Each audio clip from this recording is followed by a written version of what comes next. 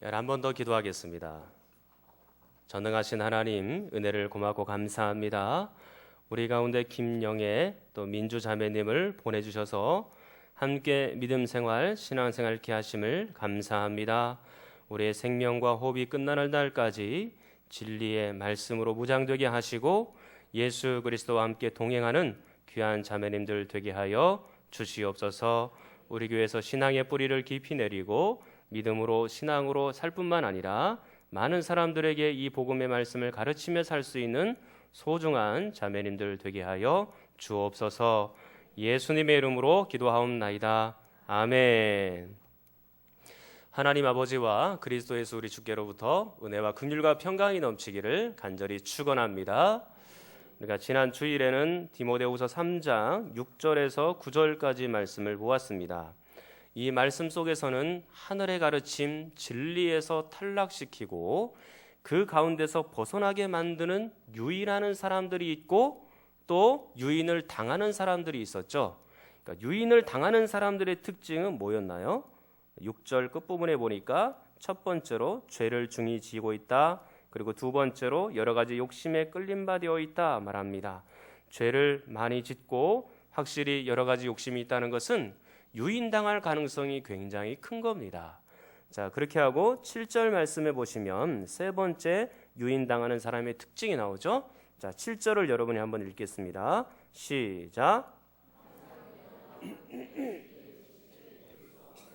그렇죠. 마침내 진리의 지식 가운데 이르러야 되는데 죄와 욕심으로 인하여 늘 유인당하다 보니까 이게 진리의 지식에 못 이르게 되는 겁니다.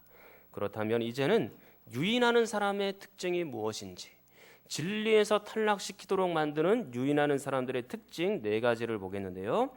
6절에 보면 첫 번째 이렇게 나옵니다. 그들 중에 남의 집에 가만히 들어가 그랬습니다. 가만히 들어간다는 말 속에 포함된 단어는 속임수라는 단어가 있는 겁니다. 확실히 이 속임수 뒤에는 누가 있는 겁니까? 사단이 도사리고 있는 겁니다. 사단은 역시 거짓의 아버지고 속이기를 잘하는 존재이기 때문에 역시 이 속임수를 통하여 남의 집에 가만히 들어갑니다. 들어가서 이제 어떻게 하는지를 보십시오. 자, 8절 말씀입니다. 두 번째 특징이 나오는데요. 얀네와 얀브레가 모세를 대적한 것 같이 그들도 진리를 대적하니 그랬습니다. 진리를 대적하는 사람이 되었다라고 말합니다. 그리고 세 번째 유인하는 사람의 특징, 이 사람들은 그 마음이 부패한 자요 그랬습니다. 이 부패라는 말은 멸망이라는 말도 함께 혼용해서 사용하고 있는 겁니다. 그래서 이미 마음으로부터 멸망받을 사람이다 라고 말하고 있는 것이고, 그 다음에 네 번째 특징은 뭡니까? 믿음에 관하여는 버림받은 자들이 되겠습니다. 사랑하는 성도 여러분, 여러분들은 유인당하는 사람도 되지 마시고 유인하는 사람도 되지 마십시오. 오직 여러분들은 어리석은 사람들이 아니라 지혜로운 사람이 되기를 간절히 축원합니다. 어리석으면 당하는 거예요. 지혜롭게 진리의 말씀에 굳게 서는 여러분이 되기를 간절히 축원합니다. 이제 오늘은 10절과 11절 말씀을 함께 보도록 하겠습니다. 이 10절 본문의 말씀과 11절의 말씀은요, 앞에 있는 1절부터 9절 사이에 있는 말씀과 대조가 되고 있는 그런 말씀이에요.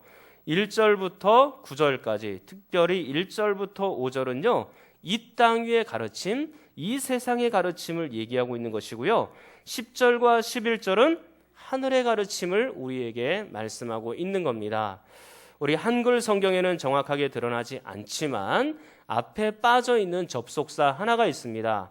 10절 앞에다가 그러나라는 단어를 추가를 해야 되는 겁니다.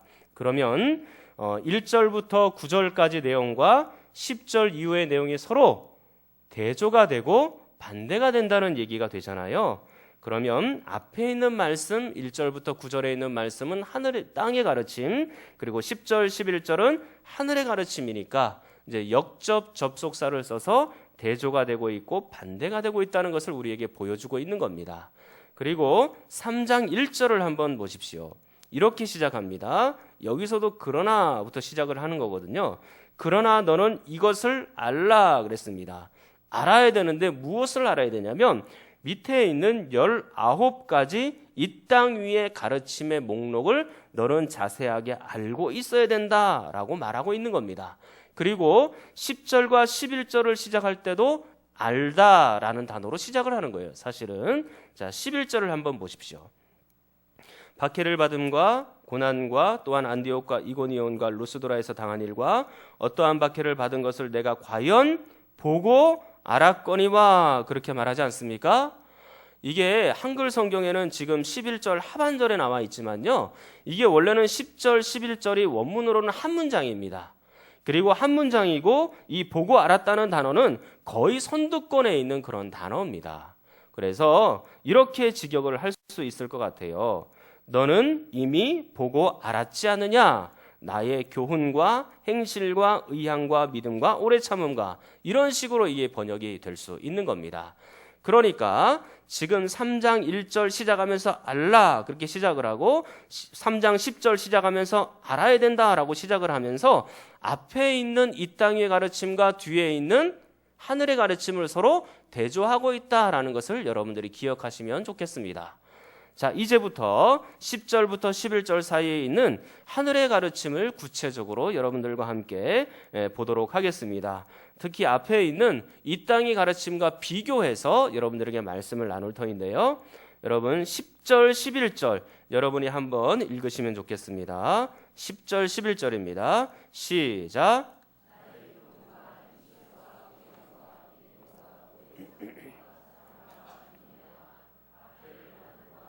예, 거기까지 읽으시면 되겠습니다. 여러분 지금까지 하늘의 가르침을 여러분 단어를 몇 개를 보았는데 몇 개가 나오나요? 몇 개입니까? 자, 잠깐 한번 세보시죠. 예, 그렇습니다. 9개가 지금 이제 나오고 있습니다. 이제 이 하늘의 가르침을 여러분들에게 하나하나 해서 9주 동안 여러분들에게 말씀을 드릴 수도 있지만 오늘은 한꺼번에 다 보도록 하겠습니다.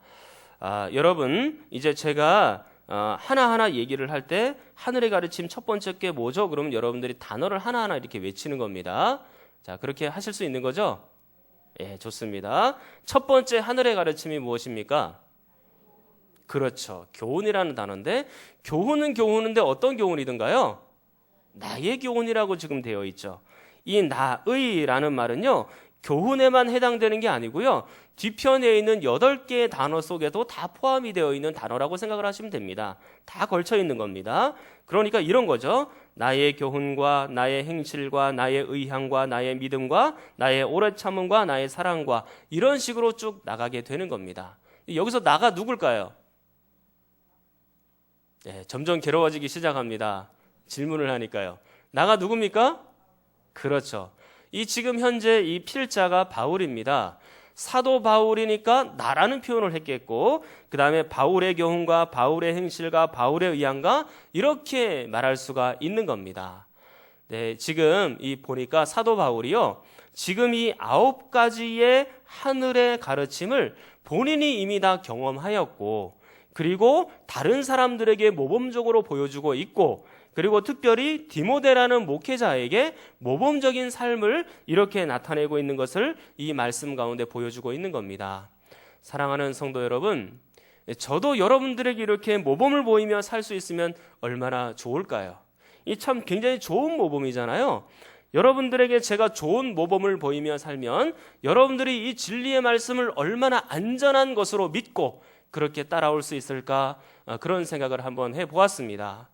제가 이것을 지키기 위해서 이 말씀대로 살기 위해서 저도 최선을 다하고 여러분들에게 모범을 보여드리려고 노력을 하지만 그럼에도 불구하고 저의 연약함 때문에 여러분들이 진리의 말씀에 대해서 소홀하게 생각할까 봐 그게 날마다 걱정이 되기는 합니다.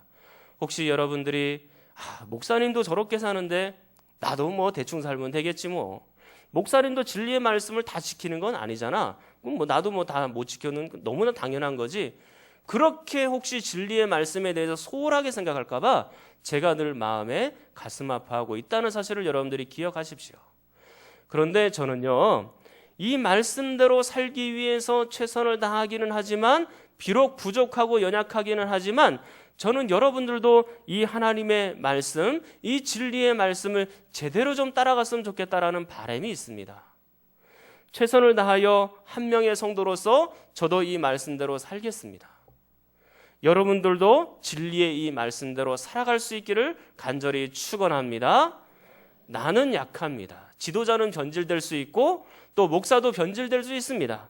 그러나 진리의 말씀은 변함이 없으시니 이 진리의 말씀과 함께 여러분들의 인생을 항해하며 갈 수 있기를 간절히 축원합니다. 설명이 좀 길었는데요. 이제 이 교훈이라는 단어를 한번 보겠습니다. 이 교훈이라는 것은 가르침이라는 뜻이에요. 근데 나의 교훈이니까 바울의 교훈, 바울의 가르침으로 생각하기 쉽지만 실제로는 이게 누구의 교훈이고 누구의 가르침일까요? 그렇죠. 예수 그리스도의 가르침인 것입니다. 예수 그리스도의 가르침은 바르고 정확한 하나님의 말씀이죠. 그렇기 때문에 이 하늘의 가르침, 예수 그리스도의 가르침은 우리를 진리 위에 굳건하게 세워두는 겁니다. 그런데 반대로 땅의 가르침, 세상의 가르침은 어떤가요? 사람들을 속이고 유인하고 진리에서 떨어져 나가도록 그렇게 만드는 가르침이에요. 그렇기 때문에 지금 대조가 되고 있는 겁니다. 자, 이제 두 번째 하늘의 가르침은 무엇입니까? 자, 벌써 잊으신 건 아니시죠? 자, 어떻게 해야 된다 그랬습니까? 외치셔야 되는 겁니다. 자, 두 번째 하늘의 가르침은 뭡니까? 좋습니다. 이 사도 바울의 행실이라고 나와 있는데 이것은 바울의 거룩한 삶, 경건한 삶을 우리에게 말해주고 있는 겁니다. 여러분, 교훈과 행실은 항상 함께 가는 짝이라고 생각하면 됩니다. 좋은 가르침을 받았으면 좋은 행실로 나아가야 되는 거죠.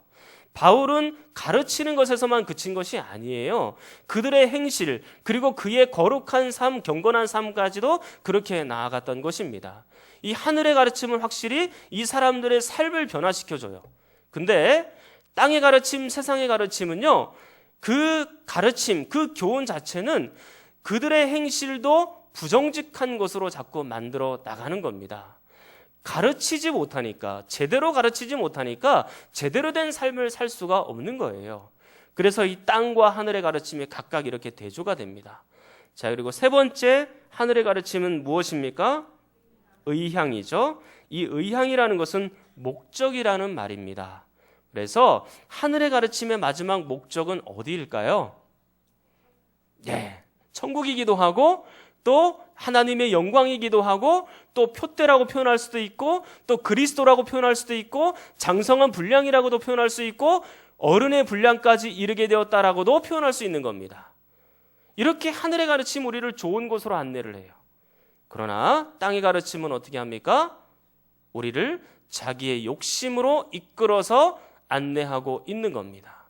결국엔 멸망의 길로 안내할 수밖에 없는 거예요. 자, 여러분, 또한 이제 네 번째 하늘의 가르침은 무엇입니까? 그렇죠. 하늘의 가르침은 영혼을 구원하는 믿음이에요. 그리고 진리에 굳건하게 세우는 믿음이 있습니다. 그러나 이 땅의 가르침은 여러분들을 구원해서 탈락시키고 이제 한번 3장 8절을 한번 보십시오. 3장 8절 끝부분에 보면 우리가 읽었었는데 믿음에 관하여는 어떻게 됐습니까? 버림받은 자들이라. 결국에 땅의 가르침은 이렇게 믿음에서 버림받게끔 그렇게 만드는 가르침이다 라고 우리에게 말씀하고 있는 겁니다. 자, 이제 다시 다섯 번째 하늘의 가르침은 무엇입니까? 오래 참음입니다. 이것은 디모데후서 2장 23절 24절을 보셔야 됩니다. 23절 보시면 어리석고 무식한 변론을 버리라. 이에서 다툼이 나눈 줄 알미라 그랬습니다. 이것은 단순히 성도들 간의 다툼이 아니라 그랬죠. 이단과의 변론, 이단과의 다툼이라 그랬습니다. 근데 24절에 보니까 그 변론을 벌이기 위해서 필요한 것이 뭔지를 구체적으로 보여주는데요. 주의 종은 마땅히 그랬으니까 이것은 디모데 목회자에게 말하고 있는 겁니다. 다투지 아니하고 모든 사람에 대하여 온유하며 가르치기를 잘하며 그 다음에 어떻게 해야 된다고요? 참으며 그렇게 되어 있습니다. 이것은 이단들이 진리를 훼손하는데도 불구하고 꾹 참아라 그런 얘기가 아니에요. 이단들과 대화하다 보면 진리를 자꾸 어긋나게 만드니까 화가 나고 마음의 분노가 일어나잖아요. 그러면 그때는 어떻게 되냐면 그거를 잘 컨트롤해서 그 감정들을 잘 참아서 냉철하고 또 정말로 좋은 그리고 바른 하나님의 이 교훈을 제대로 좀 가르쳐라. 그런 의미에서 참으라 이 말씀이 기록이 되어 있는 겁니다. 자, 그리고 이제 6번째 하늘의 가르침이 나옵니다. 무엇이 있습니까? 사랑이죠. 목소리가 지금 점점 줄어갑니다. 혹시 제가 이게 이 숫자를 카운트를 잘못하고 있는 건 아니죠? 예, 제대로 하고 있는 거죠? 예, 좋습니다. 그럼 다시 한번 6번째 하늘의 가르침은 뭡니까? 사랑입니다. 그렇죠. 예, 하늘의 가르침은 하나님을 사랑하게 만들고 이웃을 사랑하게 만들어요. 그리고 이웃들에게 이 예수 그리스도의 복음을 증거하여서 그들에게 진정한 사랑을 베풀어 줍니다. 그런데 땅의 가르침이 어떤지를 한번 보십시오. 3장 2절입니다. 사람들이 누구를 사랑해요? 자기를 사랑해요. 그리고 또 뭐를 사랑합니까? 돈을 사랑해요. 그리고 3절 끝부분을 한번 보십시오. 선한 것을 좋아하지 아니하며 그랬는데 이것은 사랑이라는 의미인데요. 선한 것을 좋아하지 않으니까 반대로 악한 것을 사랑하고 있는 장면입니다. 그리고 4절을 보십시오. 배신하며 조급하며 자만하며 쾌락을 사랑하기를 하나님 사랑하는 것보다 더하며 뭘 또 사랑하고 있나요? 뭘 사랑하고 있나요? 4절에? 4절 다 읽으셨나요? 뭘 사랑하고 있습니까? 쾌락을 사랑하고 있는 겁니다. 그러니까 자기를 사랑하고 돈을 사랑하고 악을 사랑하고 쾌락을 사랑하는 이 가운데 이웃을 사랑하고 하나님을 사랑하는 것이 발붙일 수 있겠습니까? 이런 이웃에 대한 사랑, 하나님에 대한 사랑이 없기 때문에 말세에는 불편한 일들이 있고 굉장히 마음이 사람들이 비참해져 가는 겁니다. 자기만을 추구하고 자기만을 사랑하기 때문에 모두가 불편한 거예요. 사랑하는 여러분, 우리 교회에서부터 이런 사랑이 있기를 간절히 축원합니다. 교회에서마저 이 사랑이 사라지면 안 되는 겁니다. 교회에서 이 사랑이 시작되어서 세상으로 흘러가야 되는 거예요. 그래서 우리 교회는 사랑의 공동체가 돼야 되는 겁니다. 자, 이제 다시 또 보겠습니다. 7번째 하늘의 가르침은 무엇입니까? 인내입니다. 여러분 앞에 나온 오래 참음과 거의 유사한 단어죠. 이 거의 동일한 단어라고 볼 수 있습니다. 근데 이 인내가 2번이나 강조되고 있다는 것은 굉장히 중요하다. 그렇게 생각할 수가 있겠죠. 그래서 하늘의 가르침에서는 이 인내가 너무나도 소중한 거예요. 그런데 이 땅의 가르침을 한번 보겠습니다. 자, 3장 4절. 자, 여러분이 한번 읽을게요. 3장 4절. 시작.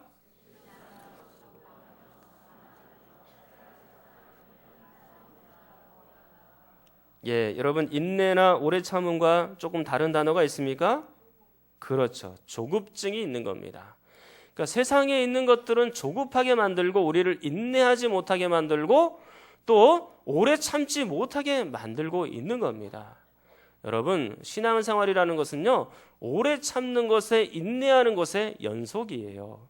우리 교회에서 이 오래 참음을 잘 훈련받아서 밖에 세상으로 나가서도 여러분들이 많은 사람들을 향하여 오래 참아줄 수 있기를 간절히 바랍니다.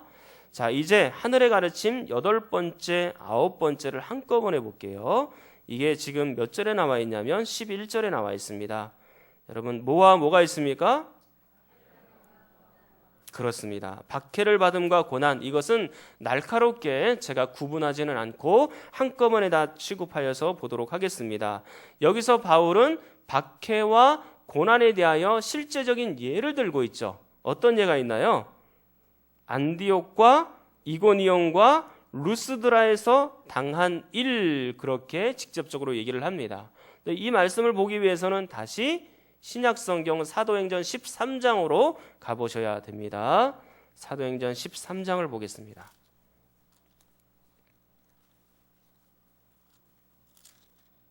사도행전 13장 신약성경 210쪽입니다.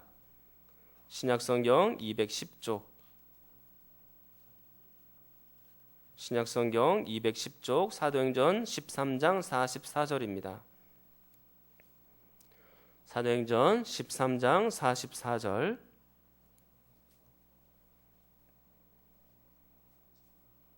자, 44절 먼저 한번 제가 보겠습니다.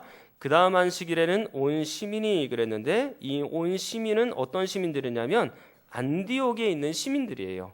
안디옥에 있는 시민들이 거의 다 하나님의 말씀을 듣고자 해서 모였습니다. 근데 45절에 보니까 유대인들이 그 무리를 보고 시기가 가득했어요. 그래서 바울이 말한 것을 반박하고 비방하고 있는 장면이고요. 결국 어떻게 되는지를 보십시오. 50절입니다. 13장 50절 여러분이 한번 읽겠습니다. 시작.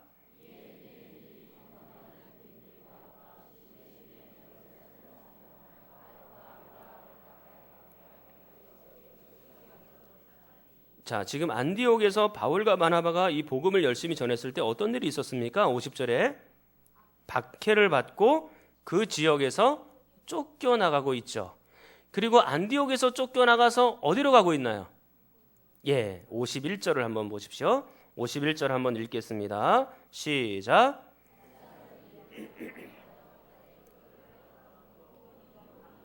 그렇죠. 안디옥에서 지금 이고니온으로 옮긴 겁니다. 근데 이 이고니온 하니까 여러분 어디서 많이 보셨던 지명 아닙니까? 어디서 보셨나요? 디모데후서 3장 11절 말씀에 있죠. 안디옥에서 이고니온으로 지금 옮겨가고 있는 겁니다. 이고니온으로 옮겨가서 열심히 여기서 복음을 전했어요. 그런데 또 어떻게 되는지를 한번 보십시오. 5절입니다. 14장 5절. 14장 5절. 자, 여러분이 또 읽습니다. 시작.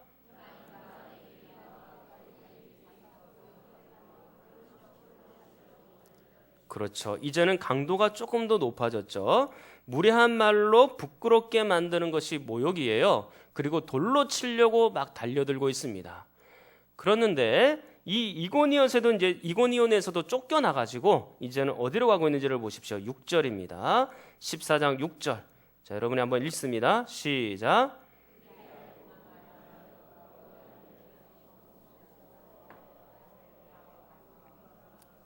거기서도 이제 복음을 전하기 시작하는데 몇 가지 지명 이름이 나오기는 하지만 특별히 루스드라라는 말에 여러분들이 힘써 주시기를 바랍니다. 이 루스드라 어디서 또 본 지명 아닙니까? 어디서 보셨나요? 디모데후서 3장 11절에서 또 보셨죠. 그러니까 지금 안디옥과 이고니온과 루스드라로 차례차례 지금 쫓겨가면서 박해를 받으면서 옮겨가고 있는 중이에요. 근데 이 루스드라에서도 어떻게 복음을 힘있게 증거하다가 이제 마지막에 또 어떻게 되는지를 보십시오. 자, 14장 19절입니다. 14장 19절. 자, 읽겠습니다. 시작.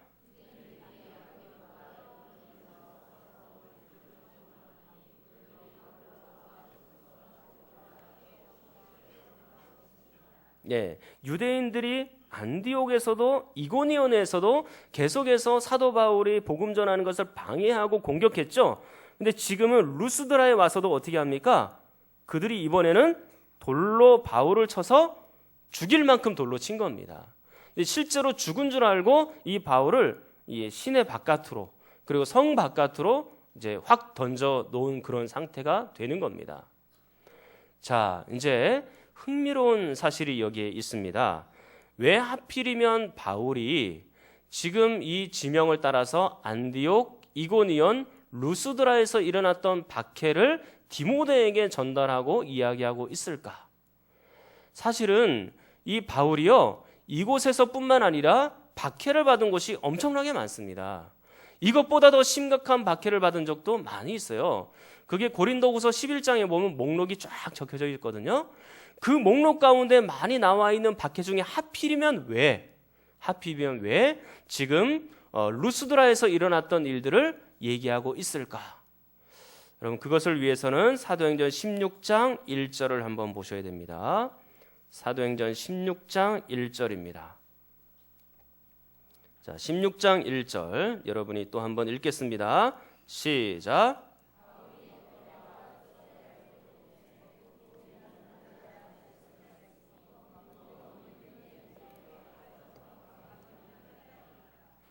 지금 디모데의 고향이 어딘가요?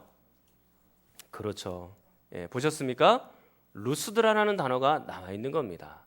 그러니까 디모데가 사도 바울이 지금 돌에 맞아서 거의 죽게 되었다는 사실에 대하여 이 박해의 소문에 대하여 그 고향에 살고 있었으니까 들었을 확률이 굉장히 높았겠지요.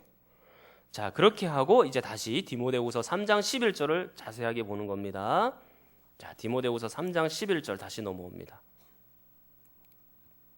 자, 11절 말씀. 자, 여러분들이 한번 차근차근 또 읽어보겠습니다. 11절 시작.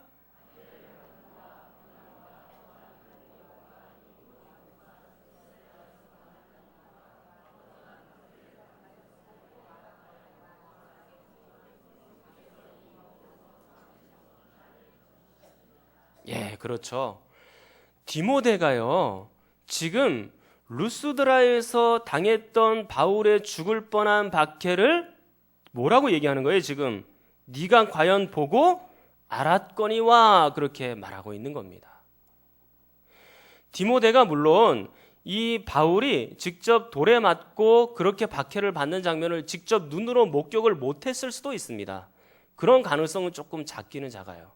그러나 바울이 박해를 받았다는 소식과 소문에 대해서 분명히 같은 고향이니까 들었을 수 있겠다라는 생각을 우리는 할 수가 있는 겁니다.